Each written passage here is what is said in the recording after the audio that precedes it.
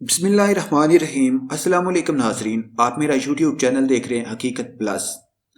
پشاور کے مدرسے میں دھماکہ، 7 افراد شہید، 70 زخمی۔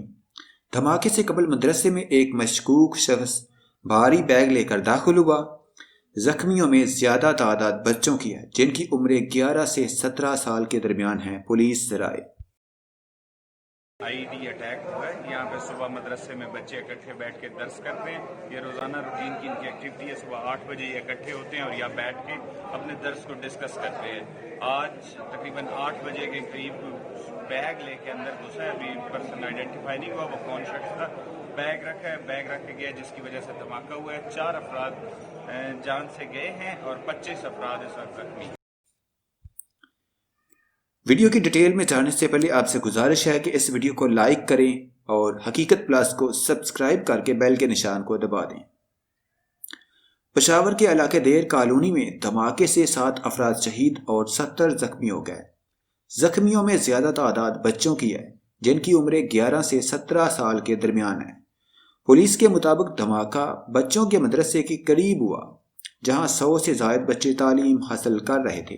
دھماکے سے قبل مدرسے میں ایک مشکوک شخص بھاری بیگ لے کر داخل ہوا جس کی تلاش جاری ہے۔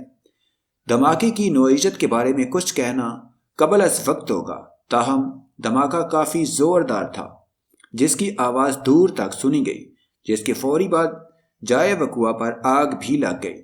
بتایا گیا ہے کہ بم ناکارہ بنانے والی ٹیم اور ریسکیو اہلکاروں کی بڑی تعداد مدرسے میں پہنچ گئی ہے، جبکہ علاقے کو فوری طور پر سیل کر دیا گیا۔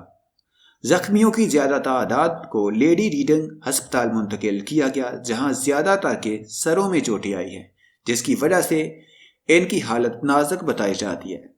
یاد رہے کہ نیکٹا کی طرف سے کوئٹہ اور پشاور میں دہشت گردی کا تھریٹ الرٹ جاری کیا گیا تھا جس کے بارے میں ہم نے آپ کو ویڈیو بنا کر آج صبح ہی آگاہ کیا تھا کہ کوئٹہ اور پشاور میں دہشت گردی کا خطرہ ہے۔ تو آپ نے ہماری اگر وہ ویڈیو نہیں دیکھی تو جا کے دیکھ لیں، جس میں بتایا گیا کہ ہائی پروفائل سیاسی شخصیات کو قتل کرنے کی منصوبہ بندی بنائی جا رہی ہے۔ سیاسی اور مذہبی اجتماعات کی سیکیورٹی بڑھائی جائے۔ ذرائع کے مطابق نیکٹا نے ملک بھر میں بالخصوص کوئٹہ اور پشاور میں دہشت گردی کا تھریٹ جاری کیا تھا۔ نیکٹا نے چاروں صوبوں گلگت بلتستان اور آزاد کشمیر کے سیکٹریز کو اقدامات سے آگاہ کیا۔ بتایا گیا کہ تحریک طالبان پاکستان کوئٹہ اور پشاور میں دہشت گرد حملوں کی تیاری کر رہی ہے۔